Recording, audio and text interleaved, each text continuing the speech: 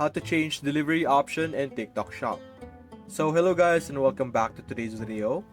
In today's video, let's show you how you will be able to change the delivery options available on your TikTok Shop.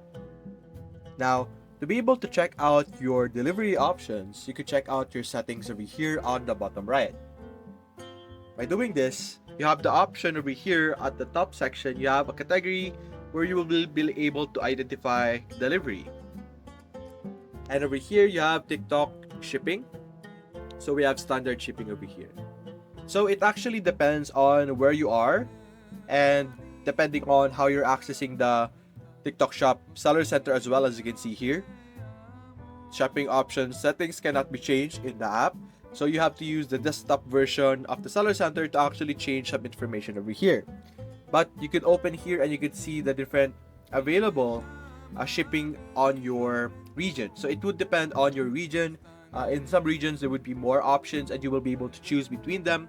You could choose a different standard shipping, like not a standard shipping.